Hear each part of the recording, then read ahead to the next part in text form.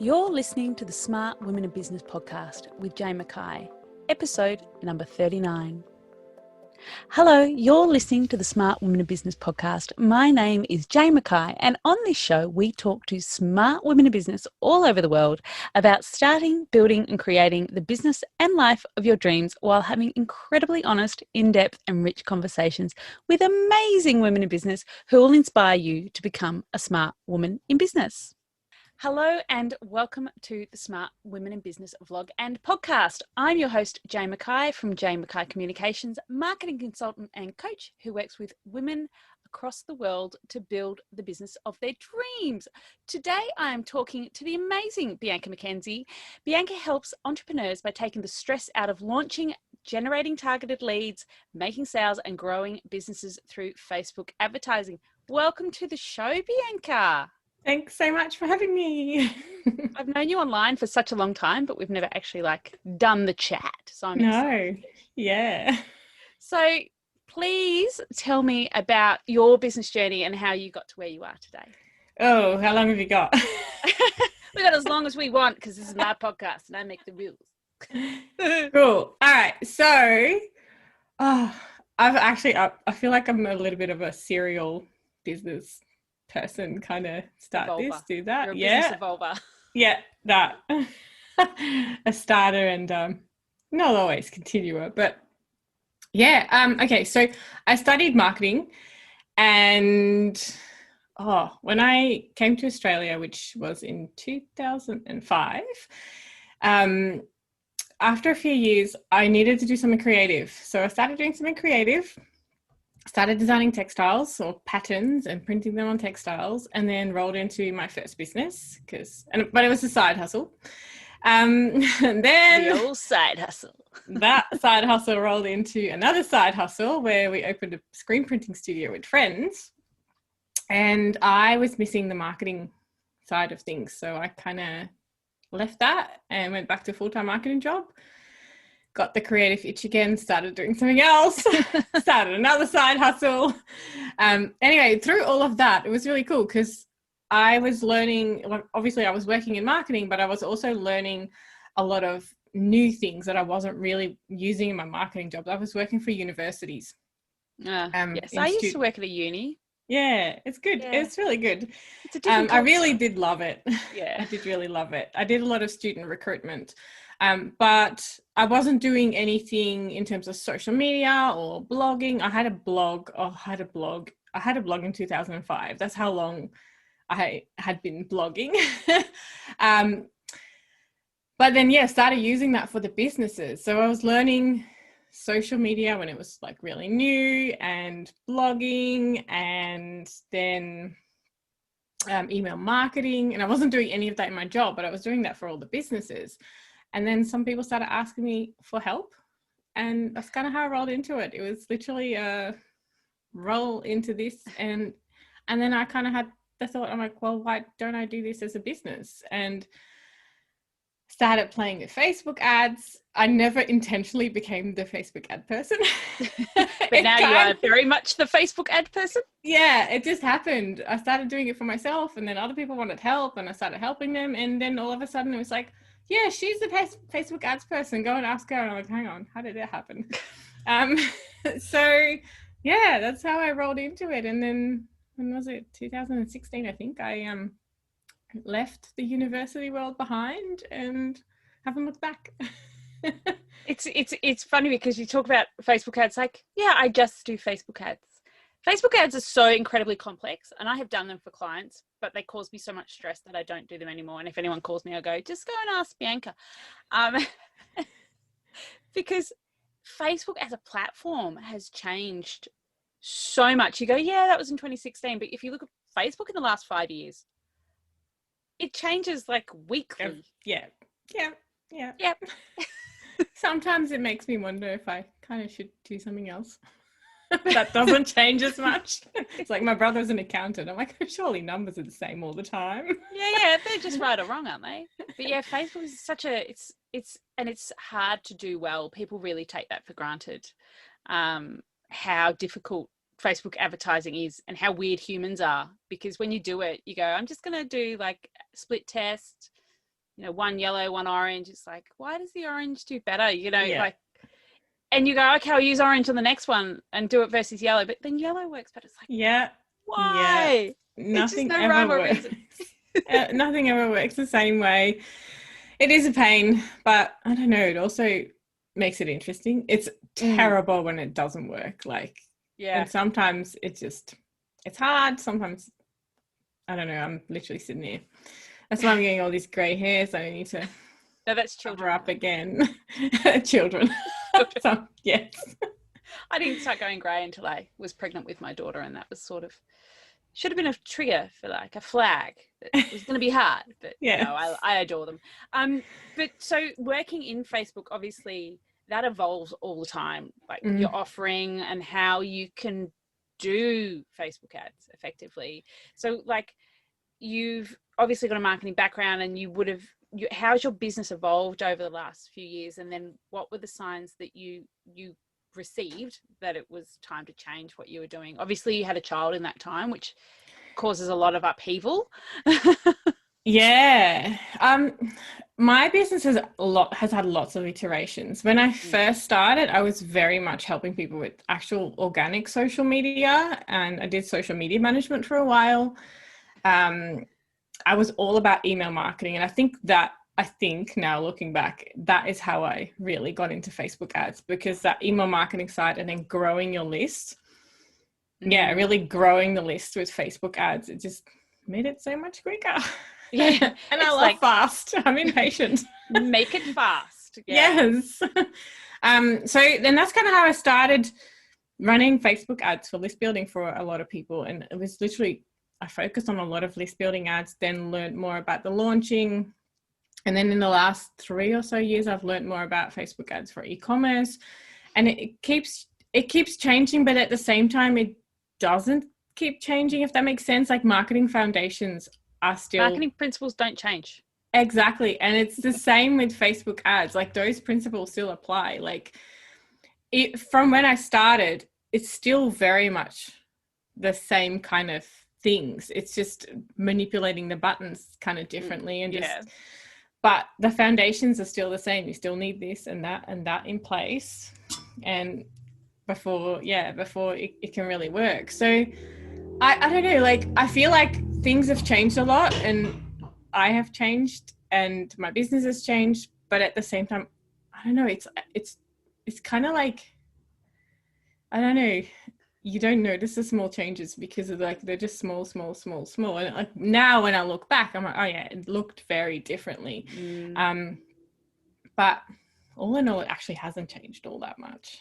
Because it's interesting, because you say the basic foundations of marketing don't change, and they really don't. Yep. It's about solving a client need or a customer need, or understanding their problem and then bringing them a solution. Blah de blah. Quite simple. But what do you think are the biggest myths around Facebook ads? Because people go, oh, just do that, it'll be really easy. Yeah, simple isn't easy, folks. Simple is not easy. Yes.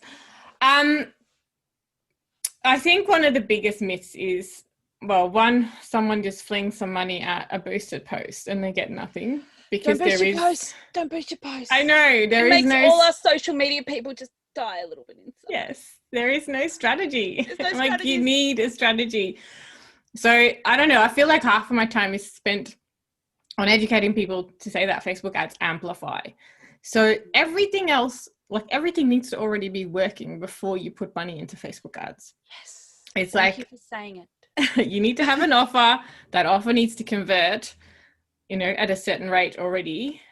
Then you can put money into Facebook ads. Like surely you can do it before, but then it's a market research exercise. It's just to speed up that process, to see how that funnel or what you're selling, how that is actually converting. Another thing, and I actually did my own podcast on this the other day, is people advertising to a cold audience. I'm like, that's like going up to someone in the street saying, hey, will you marry me? Yeah. Buy my thing. I'm just going to get in your face and say, buy my thing. I know. Like you might get a slap in the face. Like honestly, you need to get seen and known and nurture people, know, like, trust, all of that. And all of that. So yeah, that's a really big one in Facebook ads. And yeah, the other thing is that it is constantly changing. It, Mm.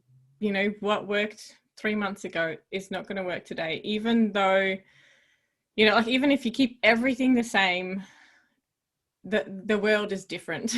Yeah. And yeah, things just keep changing, and it is my constant battle. It's like part of the fun, part of the headache is to constantly keep testing things and seeing what works. And I get really sad when people give up on ads and went, I didn't get anything out of it. And I'm like, well, what do your numbers tell you? And they're like,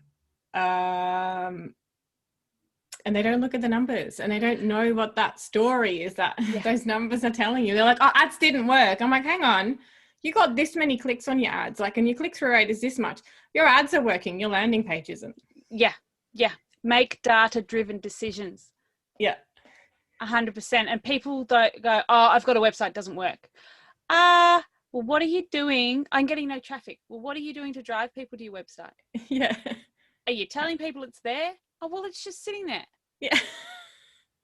I built it and they will come. I built it and they will come. They don't come, people. They don't come. No. You need to invest strategy. Yeah. You don't have to invest money necessarily, but you've got to be strategic about making these decisions. And you can't just go, I'm going to throw some money at a Facebook ad and I'm suddenly going to be a 6-figure entrepreneur tomorrow.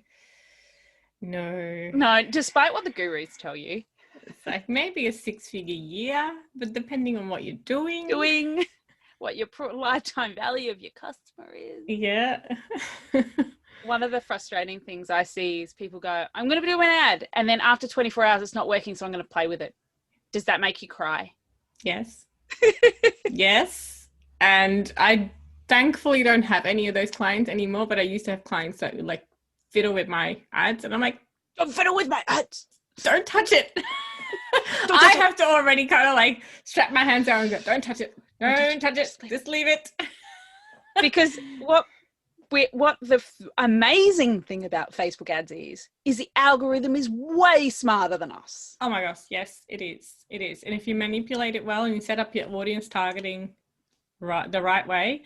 I saw an ad yesterday for a furniture company in Wodonga. It's like a 4-hour drive for me. I feel like saying to them, please. I know. Get a bit of Facebook ads manager. Because I was going to comment, but then I was like, no, don't comment. Don't be but mean. Yeah, like, but yeah, if you do it right, you can show it to the right people. It is really cool. So a friend of mine just came earlier to my house to give me a lovely gift because it's my birthday next week. But anyway, he didn't know that. He just happened to buy me a gift. But and he said, Facebook ads are getting even weirder because it like knew what I wanted to buy before I knew it. Like, and it's like, well, you've probably done a little bit of searching around that. So can you explain, because people go, Facebook's listening to me. Yes. I know you don't know the ins and outs of the algorithm because no one does. But can you explain a little bit to people how that works, please? Yes. And it's changing and we don't really know how it's going to affect everything. But at the moment, if you have a Facebook pixel installed on a website, and you can check that, anyone can check who's got a pixel installed on their website. Pixel helper. Yes, the pixel helper. Basically, this pixel is like a little snippet of code that just tracks who's gone to your website. And then it kind of knows what they look at, depending on how you've got it installed and things like that. But yeah, basically what you then can do is tell Facebook, I want to show my ads to everyone who has gone to my website, or anyone who has interacted with me on Facebook, or anyone who has interacted with me on Instagram. So it's kind of like stalking you. But it's not stalking you. You're stalking. Yeah. But you need to set it up, to stalk people. And you can select parameters around that, like time, like in the last 6 months. And it's really amazing. I know, and you can say, I don't want to show it to anyone who's purchased in the last however many days. I'm big on the clicking on it, hide this ad, already purchased, because then they're not wasting their money. Yes. I still keep seeing it because that's just me, because I'm an ads manager and I want to see it. And so this is another thing. My email address for Facebook is different from all of the other like my other email addresses that I buy things with. So that's another thing. If you're using the pixel data, it's fine. Like it'll just do the right things. But if you upload your email list into Facebook and you say, I don't want to show it to anyone who's on my email list, like they need to be the same address as on Facebook. So I always see all of the ads still because I use another email address to purchase. Tricky. But that's fine. Tricky. No, I have email address I've had for, it feels like since dinosaurs were around, but no, just since Gmail was around. It's been such like, you look back on the last 20 years and think social media didn't exist. No. What did we do? What did we do at that time? Google didn't really exist. I think it was 2005. No, it was older, but then computers weren't as accessible. And phones. I spent my whole wedding like sort of online, but with a lot of phone calls, and I go, oh my gosh, it would have been so much easier just to do it like with all online. Yeah. Like, how good would that have been? Phone calls, hours and hours of phone calls. But the power, so as small business people, you think about like our audience here listening to our podcast. Hello, everyone. If you're in business for yourself, your service-based business or an e-com business, what do you recommend as sort of the steps before people go, right, I'm going to dive into Facebook ads? Well, firstly, you need to know your numbers. You really need to know every step of the funnel. So if you're an e-com biz, you need to know how many people are going to your website already, and then what percentage of that converts. The average for e-commerce is between 1% and 4%, and there's benchmarks not benchmarks, but there's averages for industries. So I would Google average conversion rate for, and then add your industry in there, because it can be really different. So you need to know your average conversion rate. You also need to know your average order value. That's more if you want to outsource it. So because I don't take anyone on who has an average order value under $100, because it's reasonably hard for me to get them a return on investment and for them to also be able to pay a management fee. So, but the main thing is to know your conversion rate, because like I said, it amplifies. So if you know that right now 1,000 people are going to your website and 50 people purchase, then you can, it doesn't always translate like that, but you can think about, okay, if I send 2,000 people to my website, I should expect 100 purchases. So know those numbers so you can calculate. Is that like per day, per week, per month? I tend to look at the last 3 months to sort of see. But if you have a business that's seasonal, and you know that you have more sales in Q1 versus Q2, and that is a trend that happens every single year, then just look at that, like that specific quarter or those specific months. But it's really important to know what the percentage is of people that convert, because you're going to start driving more traffic to your website. You should see that come out the other end. Yeah. Unless you drive the wrong kind of traffic to your website. So that's another thing that they need to know, is who is their ideal client. And I'm sure you talk about this with your clients. I do. It is such a vital marketing exercise, and everyone tries to skip over it and like not do it. Boring. Yes, it is boring, and it's hard. It is hard sometimes, but it's so important, because if you're driving the wrong, like if you're selling women's products and you're like not setting up your ads right, and you're driving like traffic from, to show your ads to men, you're just wasting your money. So yeah, you need to know who your ideal client is. So that's another one. That's both for e-com and for service-based businesses. For service-based businesses, the other thing is that, so with e-com, you can sometimes drive straight to cold traffic, or at a minimum a lookalike audience based on who already purchased. With services, they need to get to know you first. And because it's such a personal kind of decision, so a lot of the time, what you need to do is run nurture ads first. Sorry. Yeah, you need to run nurture ads first. So show them some of your social content that you're already posting. Like if you're doing some videos talking about behind the scenes and that kind of thing, and all the stuff that a lot of us don't want to do because, you know, scary. But that is the kind of stuff that you need to do. And if you can get them on your email list, that is a really good thing as well. So there's two things.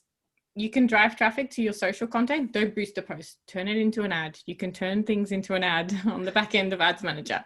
Yeah. And then the other thing is build your email list. So drive traffic to get people on your email list. And then kind of the way that is done, and it has been done like this for years, like kind of since I started doing Facebook ads, is you offer someone a free something or other in exchange for the email address. So the currency is the email address. Yeah. So it could be a free guide. It could be, I wouldn't do a free one-on-one anything because it's really hard to scale. But a free guide, a webinar, a masterclass, a free mini course, a free challenge, anything. There's a lot of things. But you need to think about what your ideal client would like. Yeah. So ads for service-based is, I would usually say, do the list building ads. And then you can retarget them with your offer later. But the idea is that with a service base, that you get them on your list and you nurture them to the sale. So your email funnel and your sales page, another thing that's really important to have, they need to do the selling. The ads don't do the selling. The ads bring in the leads. You need to do the rest. And that's either your email and or your sales page, or get on a call with them. That's another thing. So if you sell high tickets, sometimes getting on a call is the right way to go. It's interesting to go, the ads don't do the selling. I think you can't say that enough times, because we think we're just going to show someone a solution and they're going to buy it. But there are so many psychological things that go in someone's brain before they buy from you, especially in service-based. And you mentioned know, like, and trust, which is something I harp on about all the time. People won't buy from people they don't know. No. You can't go straight to that, as you said, will you marry me? Yeah. You have to go, hey, I'm Jane and I do this thing. Have you got a problem? Here's a little snippet of how to solve that problem. And then you give them another snippet, and then you give them another snippet, and you take them through that journey. And then at the other end you go, here's an ad. I see you like my stuff. Now do you want to buy from me? Yes. And you do that. I would normally do that through email. Yeah. I wouldn't then use a Facebook ad. Yeah. It's like, hey, let's go on a date. Go on a date, go on a date, go on a date. We get serious. Now will you marry me? By the way, I know you love me now. Yeah. Interesting, isn't it? Because there's so many perceptions around Facebook ad as it being, and marketing in general, as it being this instant panacea going to solve all your problems. Marketing in all forms, unless you've got a really desirable e-com product, I always come at a service-based brain, is a slow burn. It takes time. It does. It really does. Yeah.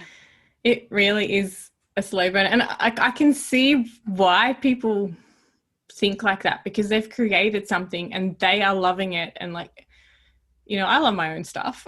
Yeah. My stuff's gorgeous. But everyone needs it. Exactly. But then, it's, you know, there's so many objections, like there's, you know, financial, or the time is not right, or maybe not right now, or can I really trust this person?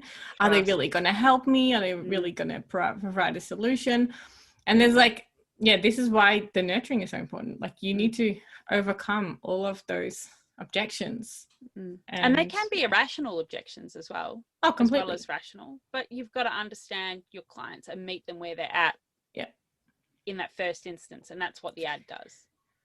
Yeah, the first instance is the ad, but everything else after that, you can do a retargeting ad, especially when someone's gone to your sales page and potentially initiated a checkout. Then you can kind of go, hey, you forgot something. I know that you're interested in this. Yeah, they've added to bag, added to cart. Exactly. And what is it? People need to see your message like somewhere between 7 to 12 times or something like that. 7 minimum. I think it's gone up to like something horrible like 15.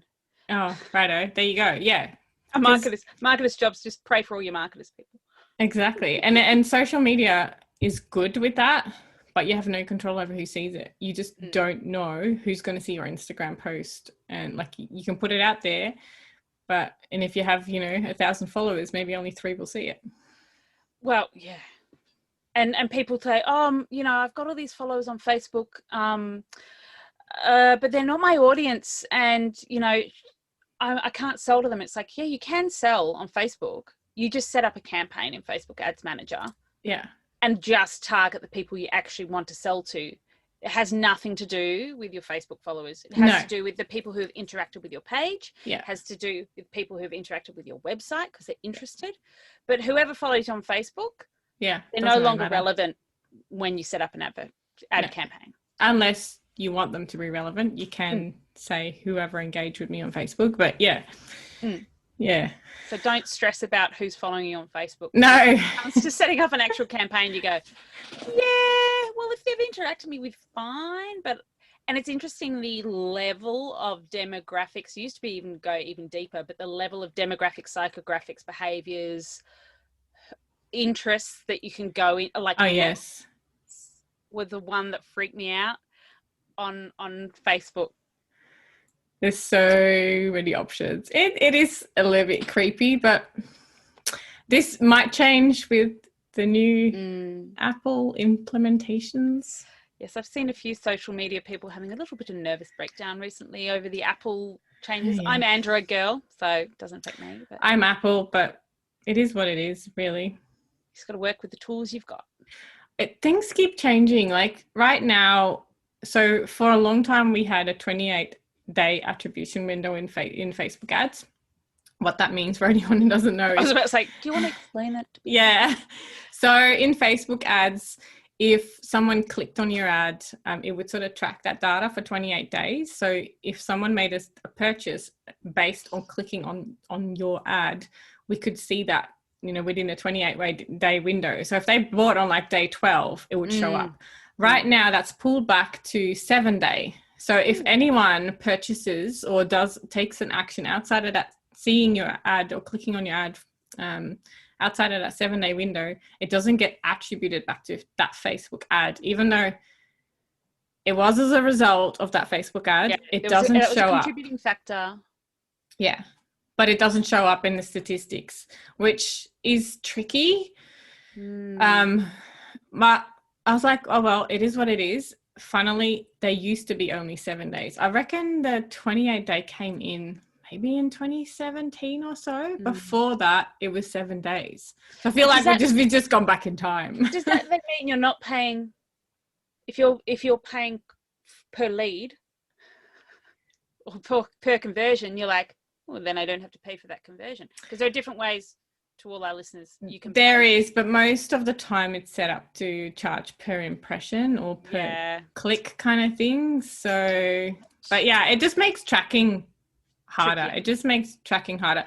Now, this is why I always did list building, because when you're list building, most of the time people don't have to think about it. They're like, oh, it's a free thing, I'll sign up right now. So that tracking was never really an issue. It becomes an issue when you then sell something off the back of it. It's not going to be attributed to that ad. That's challenging. And it comes back to making data-driven decisions. Yes. So Google Analytics is the next step to look at.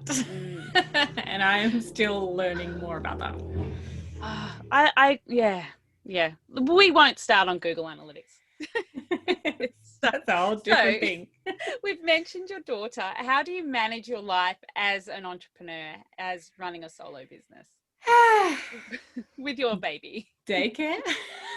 Yay for daycare. Thank goodness it's back. Of course, because you're in Melbourne and you have a child in daycare. Yeah, yes. Of course. She was home for, I think, a good 5 or 6 months last year. So I managed with the amazing invention of YouTube. I downloaded Minecraft for the first time for my kids on Mother's Day last year, and it got me through. Ah, well, because they're old enough to play games. Yeah.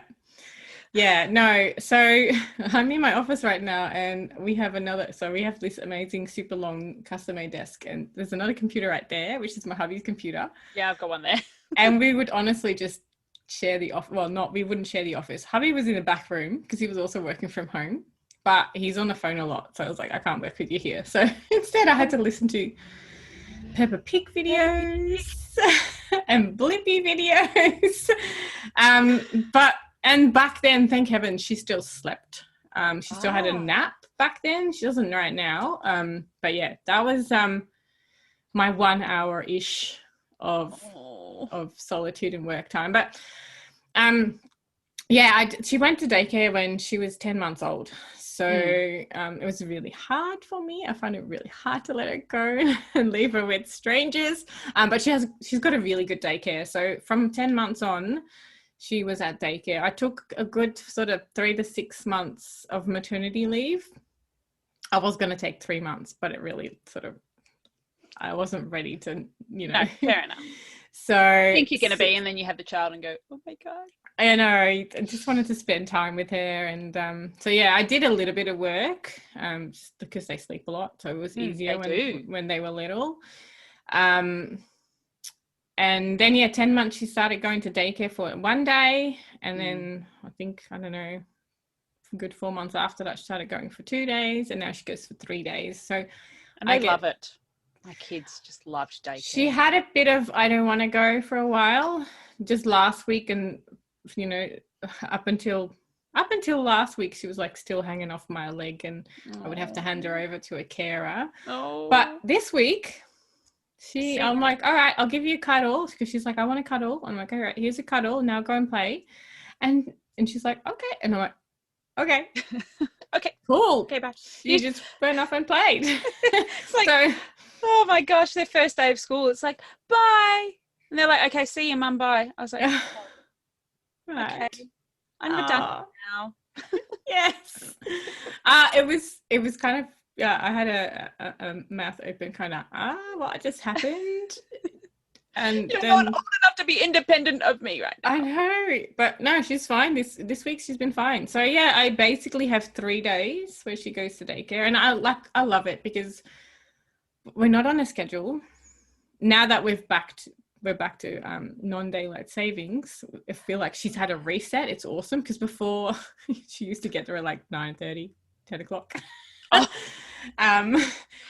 And then now it's like, okay, she's there before 9, and I feel like I get more of my day back. I get more work time. I do work a little bit in the evenings, and it's probably just because I don't know what to do with myself otherwise. So you're not sitting on the couch watching maths? No. I do that sometimes during the work days. Bianca and I were talking off air about how I'm doing a design job at the moment. So it's just designing. I don't have to really think. So I've got maths on my other screen. Highly recommend. And if I'm not doing that, I'm listening to podcasts.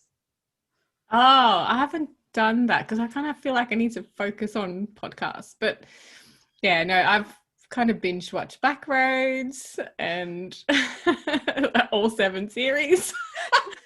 And I was it's funny because it's like you got to concentrate, but like unless I'm writing, I can't have anything on in the background. Writing, I can't have anything like silence. No, you have to focus. Yeah, I can set up ads campaigns, and like as long as I've got all the assets ready, I can just put it in there and easy. And just playing with the numbers. And then but I kind of set a rule for myself. I'm not allowed to watch anything until the afternoon. So morning is productive time. And then afternoon, I can do some of the other tasks and watch something. So yeah, the moment it's maths. But yeah, I do work in the evenings, and I don't know, I feel like it's like a leftover habit from when I had a full-time job and I had to do all my work in the evenings. Yeah, I don't do any work in the evenings because otherwise I don't sleep. I kind of go to about 8 o'clock and then it's kitty bedtime. Because yes, she does the 3 days of daycare and my hubby puts her in the bath and I'm like, yeah. I quickly tidy up the kitchen and then it's like, throw all right, dinner at everybody. I kind of get this second spurt of energy in the evening as well. It's like in the afternoon, I'm like, flat. And I'm like, all right, I need to do something else.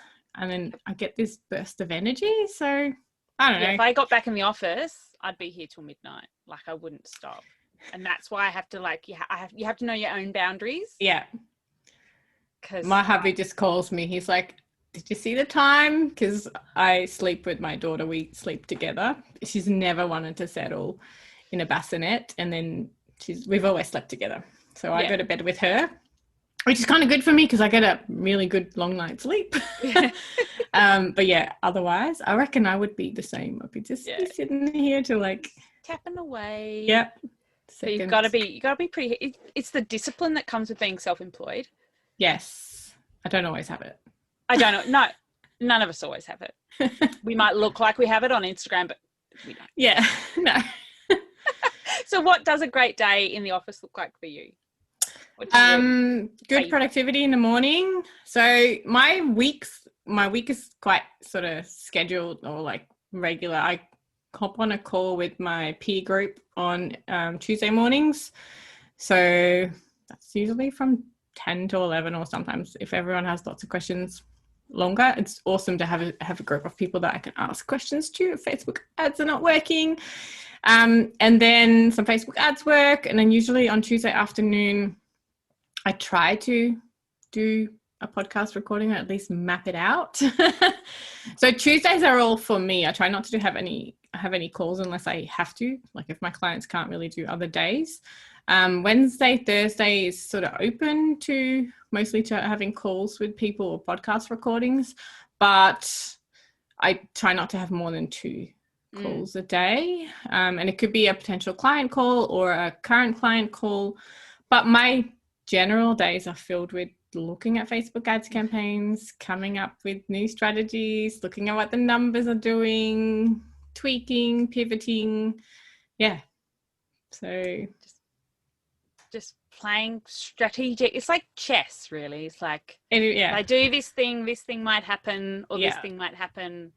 Let's try it and see. Educated guessing. Always testing. You're always testing. Yeah, pretty much. And beforehand, I was trying to do like some of my own social media and all of that as well. But I've handed that over now to someone else. So I have a small team, and awesome. We kind of just communicate on Slack and get stuff happening. But it's really strange. Like I have weeks where I'm really busy, especially when I'm in a client launch and like I have to set up lots of ads, and it could be like we can be running 30 or 50 ad campaigns kind of thing. And then other weeks would explode. Oh, sometimes it does. And then other weeks it's reasonably quiet and I kind of just have to check in and things are just happening. So, but like I never know what the week's going to be like, because it could just, stuff breaks, or I'll have a client that goes, oh, I've created this. I'm like, okay, well, I can do something with that. So new thing on my list. Yeah. Yeah. Yeah. It's funny how it goes in those peaks and troughs, and like sometimes you're just like 100% and sometimes you're like 40%, but then you go, I really should do this thing for my own business, and then you go, I'm quite tired. That's what I'm up to right now. I'm like, I really need to re-record some stuff. I'm like, and then I look at the whole, because it's my course, I'm like, look at the whole course plan. I'm like, that's going to take me like 3 weeks. Oh my God. Or like, I'm like, I blame the moon. It's definitely the moon. That has something to play with it. I'm really crap at tracking it, even though I've got like right there, I've got on the wall, I've got a moon calendar. So I know when's what, but I'm really crap at tracking it. I'm like, I got this burst of creativity. And then like 3 days later, I'm like, ugh. Yeah. And it's funny, isn't it? It's also, I had spoke to Alana, who's a kinesiologist, on a couple of podcasts ago, and she was talking about your menstrual cycle and how you can feel really energetic or you're really down. I'm like, well, yeah, it's probably got more to do with it than the moon, but the moon definitely is blame the moon. Yeah. No, it's most definitely a menstrual cycle, and it was really weird because I didn't have one for 26 months when I had my daughter. So I'm like, I don't know where I'm at. No, but you kind of still get the mood things, but the peaks and troughs. Well, who knows? I don't know. I think they know very little about it. I'm just like, I'm definitely quite tired and angry. Angry is usually the sign for me. I know, because it's the day I want to divorce my husband. It's the only day of the month. You mentioned Slack. What other tools do you use for productivity tools? Because I love everyone has a different tech stack. I love a tech stack. Pen and paper? Yeah, me too. Pen and paper and I'm trying to get better at using Asana or Asana, whatever how you call it. Asana. I call it Asana. And especially now that I have a little bit of a team since February, I need to get better at using that. So Slack I'm quite good at because it's open and it's the only notification thing I will have on my computer. I will not have any other notifications from anything. It's like, don't bother me. No, leave me alone. Certainly do not call me. No. I'm pretty bad at picking up the phone. I leave my phone on silent half my life and don't realize, but anyway. Same. Mine's on silent all the time. So that's what when people have to call me, I'm like, all right, when are you going to call me? I'll make sure my phone's on. I am trying not to use email. I hate my inbox. I really do. That's why I've handed it over to a VA. It's not that I hate it. I just get overwhelmed. It is overwhelming. So overwhelmed. Mine's like there, just. So yeah, my VA now sort of sorts through it and figures out what I need to see and what I don't need to see. But it's literally Slack and Asana that get all this stuff, and then it's literally my paper to-do list. And it gets put into everything, like not into Slack, but whatever is in Asana is on my paper list. Most of the time, there's more on my paper list than there is in Asana. My paper list is, and I think that's also a habit left over from when I had my full-time job. I had like a week planner and I would write 2 or 3 things that I had to do every single day, and that was the only thing I could do, 2 or 3 things, and then I had achieved something. So it was a good system for me. I love pen and paper. I'll never get away from pen and paper, I don't think. It's and it's right here, it's right next to me, and I can just add to it. There's something about writing something down that is part of the processing of it. Yeah. It's out of your brain. It's there. I'll get to it. Yeah. Yeah. Well, you don't have to remember anything. So I always talk about imposter syndrome on my podcast because it's something that a lot of people suffer from. So what are your methods to overcome the bad days in business? Apart from giving your daughter a cuddle, because I bet she's super cute. She is super cute. I've learned a lot about myself. I feel like going into business is like the biggest personal development exercise. Oh my God. Ever. And I've been in business now for 6 years, I think. And that imposter syndrome never leaves. It never goes. It just takes on a different shape. Yeah. I'm coming up for 12 years and it's still there. It's still, it doesn't go away. And like I receive emails from clients sometimes and they're like, I had a really good time with you, but I've decided to go to an agency that can also do this and this and this. And I'm like, and I feel like I just want to cry. I know. And it's like, it feels really personal. And then I'm like, no, it's not personal. No. And it isn't personal, but you still sort of feel like it's personal. Yeah. So I know that I can't overcome it, but I can allow myself to just feel crappy for a little bit. It's like, all right, sit with it for a little bit, but then pull yourself up and get going again. And it is such a roller coaster. And right now I'm in a really good frame of mind. So obviously I'm like, but God, when I'm in that down, and no one sees the down. No, and it's not a nice place. It's not a good place to be. What I've found is to have some people that I can call on, not be alone in it. So one of my best business besties, she's also a Reiki practitioner. Oh, handy. Yeah. And both of us have done like a coaching certification thing together as well. So I don't know, I feel like we're sort of good to talk to each other when we're like in that down. It's like she talks to me when she's down and like, I'm more of the, all right, let's go into fix it mode and like, what can we do right now? Whereas she just holds space for me to just feel shitty and then bring up some past achievements. And I'm like, oh yeah, I did do that. And I did do that. And I am pretty good. Get yourself a biz bestie. I love a biz bestie. Yes, really necessary. And then now I have a group of ads managers. I joined a program in October last year. And having an ads mentor and a group of other ads managers that just know what you're going through. unless it's funny because I did a mentoring weekend where I was a mentor a couple of weeks ago in Gippsland. We've got this amazing program running, and I can talk to people I know here because I'm in a small town about marketing all I want, but they don't really get it because they're not in, in the business of the doing with you. And I went to this weekend and a few of the other mentors were in marketing as well. And we're having this conversation. And I'm like, you are my people. Yes. You are my people. And now I know that if I'm having a bad day, I can just flick them a message or go, do you want to jump on Zoom and help me solve this problem? And they'll be like, yeah, cool. Like, and we went out in the evening, we had the best night. And I was like, I finally found my people. Oh, it's so good when you do. And I don't even know how I've done business or how I've been a Facebook ads manager for so long without that support. Like, because, and especially with all the changes coming up now as well, like last year, I think it was about October last year. Yeah, around that time. It was the first time in my whole history of being a Facebook ads manager that I had an ad account shut down from a client. It was the first time.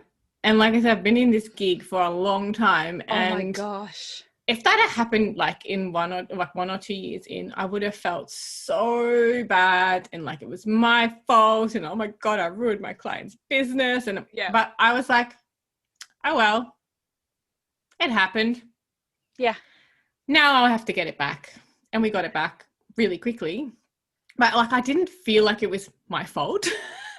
Well, let us talk about the mercurial ways of the Facebook ads, which accounts get shut down all the time. Especially at the moment. Yes. Often. Right now, they are hard at it. It's random. So it's happened 3 more times since then. So, but yeah, now I don't feel like it's me anymore. Like in the past, I would have gone, and it's so good to have a group to go to and go, all right. What do I do? Or can you have a look at this? What did I, because when we get it back, it's like, what did I do wrong? Yeah, and often it wasn't me anyway. But if I'm like insecure about some copy, it's like, well, do you think this is going to get flagged? And then I can just bring it to some people or show them the results I'm getting and then get some feedback on, And often it's the stuff that, it's funny because a lot of the times I'm already thinking these things. I'm like, I think this is this and this and this. But you know how like when you have a coworker, like back when I went to work, just to have a second pair of eyes on it. Somebody to talk to. Yeah. Bounce ideas off. And I was my next question is always, how do you maintain your sense of community? And it's having someone else to talk to. Yeah. Even if you work by yourself in business, having a mentor or a group or someone gets you out of your own head. Yes, completely. And it's, those people see it from a different perspective and they help you see it from a different perspective. And like I've got my hubby and like he's totally on board now, not when I first quit my job. He was probably crapping himself more than I was. I was like, no, it's all going to be fine. You know, like I am literally one of those people. I'm like, no, it's fine. The universe will provide. Obviously, obviously I need to do some work, but I'm like, no, it'll be fine. It's all good.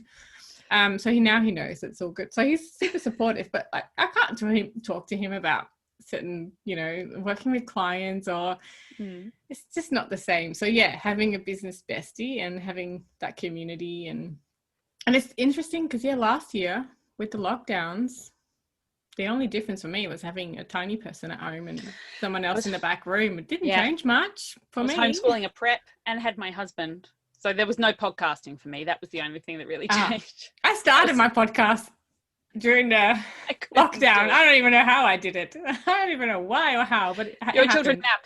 Your child naps. Yes, that's so true. What is your why? What keeps you motivated in your business? I always think about this and I always feel like my why is not why enough. It's not why-y enough.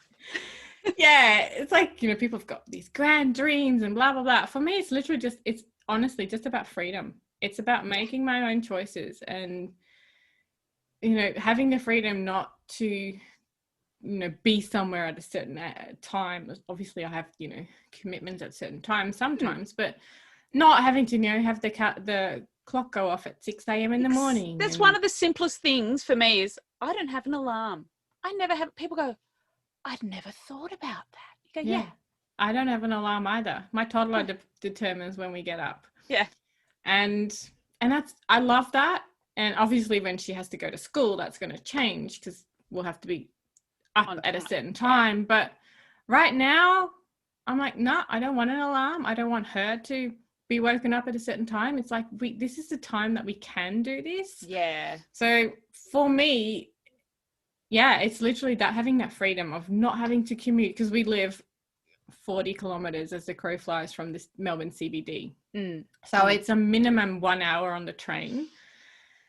And I just didn't want to do anymore. It was great. Like, I got a lot of blog posts written on my phone and like that kind of stuff, and listened to a lot of podcasts. But just not having to commute, just not having to ask anyone for time off, and not having an income ceiling, like, and I love that, just the flexibility. And I obviously did that before my daughter was born, but now that I have her, it was so good to just have my own time. Just that flexibility, especially with kids. I don't think I could go back. No, I don't think I could either. I mean, admittedly, I only had 7 days off when I had my son, because I love doing my work. Yes. And he slept a lot. Yeah. And I was bored. And I was like, you know what, I'll just start working again. And because I'd been in business long enough then, I'd been in business 5 years, I think, when he was born, that I could ramp it up and then take it back down again as I needed. And I knew how to do that by then. I wasn't just taking on all the clients. Yeah. Because when you love what you do. Yeah. I'm a little bit like that too. I'm pretty sure I created lots more resources and it wasn't that I wasn't doing anything. I still had some clients back then, not that many, but just a few, and I couldn't not do business, I don't think. It's like my business is my hobby as well. You're not the first person that said that to me. It's like, well, you know, you've got all this time off, and I go, yeah, I could get a heap of work done, like on my business. I know. Like, oh, what am I going to write today then? Yeah. You know? It's funny. It's so funny. We're so geeky. Business is our hobby. It's like, that's why I'm like, I don't know what other people do at nighttime. I'm not much of a TV person anyway. And to be honest, my toddler hogs the TV. We have fights over it. Like, if my hubby is watching the football, she'll now literally go, she's 3, right? She'll go, you have to share, Papa. It's my turn now. She watches it like 90% of the time. Oh, we have go, right, we've got like shows we can compromise on that the whole family like on YouTube. Good. Mainly it's Fail Army. MasterChef, you know, Britain's Got Talent, things we can watch together. And it's like, I barely have a Netflix profile because I never get to watch what I want, and I don't really care. We don't have Netflix. I would say 90% of the time it's Blippy at the moment. And you totally get over that. As this American guy, it's quite educational, and she's learned a lot during COVID. But I just can't. Like, I'll just turn the TV on and I'll just go and sit here and like she can watch it, because I'm like, no way I can watch that again. No. And you do what you got to do to get through, to be honest, when they're that little. And people are going to judge you regardless, so it doesn't really matter. Yeah. What are your tips for all the smart women in business across the world? I used to say across Australia, and then like went a bit global on me, so across the world. Across the world. Oh, so many tips. I don't know. Mindset, probably one big one, is that if you want to do this, or if you want to be in business, work on your mindset, because I don't know, I've probably found 80% of business is mindset, 20% strategy. 100%. Yep. So mindset is a big one. And to trust your gut and to, in a way, believe in yourself, which is also mindset related, but we are strong people. We can do this kind of thing. It's amazing. And I don't know, let's bring up maths again, but I can't remember her name, but the lady who had has 2 kids, $1.50 in a bank account, and picked up the tools and started property developing. I'm like, yes, woman, we can do this shit. Like, people can bring us down, but we can build ourselves up again. Yes. I can't remember her name either. Yeah. That's sad, isn't it? It's inspirational to know that, you know, even if you do hit rock bottom, we've got this. Yeah. It's an attitude thing, I reckon, not an aptitude thing. It's an attitude thing. It's like, we can do this. So make the choice. Yes. Mindset. It's all about mindset. It is all about mindset. It honestly is. It's so funny because it's like that's why I talk about the bad days in business. It's like that they're the days where you go, I don't think I can do this. But the next day you wake up and go, yeah, I can do this. I've been doing this for 5 years or 12 years. And I have all this, like, I love having like a Word doc with all your testimonials in it. And going, I'm just going to read some of those from all my clients who have loved me. Yeah. You know, or you know, all the messages I get and go, yeah, I can do this. I can do this. It's fine. And then you just pick yourself up again. Exactly. Go on your way. Yeah. Doesn't mean that you don't have bad days, because, yeah, honestly, sometimes I'm like, I'm going to look at jobs. And then I love it, because halfway through I'm like, I don't want to do that. Oh, people flick me jobs and I go, why would you think I want a job? Yeah. Like, but you don't work. And I go, yeah, I work for myself. Yeah. I don't, yeah. Weird. Oh, no. Scary. So how can listeners find out more about you and your work, other than coming to me and going, can you do my Facebook ads? And I go, no, go and talk to Bianca. They can find me at biancamckenzie.com. And it's MCKENZIE. And I will post links to your website and your socials in the show notes so people can find you. I go up and down on my socials. It's like, oh yeah, I got stuff to say now. I got stuff to post now. And then it's like, oh, I got nothing. I'm quite tired. Honestly, my life is quite, I feel like my life is not Instagrammable. It's pretty boring. On the weekends, we do fun things. But outside of that, there's only so many photos I can take of myself in my office. I just tagged you in an Instagram story, by the way. Oh. There you go, content. Yay. Yeah, I'm having a quiet week on social, and don't beat yourself up if you're not doing your regular socials, because none of us seem to manage to do it unless we. I get more engagement when I just post less frequently. Radically. Interesting. Video is the way of the future. Yeah, and reels.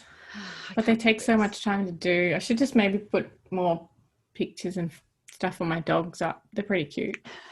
Reels, I've done like 2 reels and I was like, that took me way too long. Yeah, they take a bit long. I'm going to go and do some client work now that I get paid for. Exactly. That's how I am too. I'm like, posting on Instagram now, it's not going to pay me. Pay you in the future. Well, thank you for your time today, Bianca, and all your wisdom. My pleasure. It was so much fun to be here. Bye-bye, and I will see you soon. Okay. You've been listening to the Smart Women in Business podcast. If you'd like to know more about me, your host, you can look me up at jmackaycommunications.com.au. You can also watch a show of the podcast on YouTube, and you can connect with me on Instagram, LinkedIn, and follow my page, Jay Mackay Communications, on Facebook. Enjoy the show.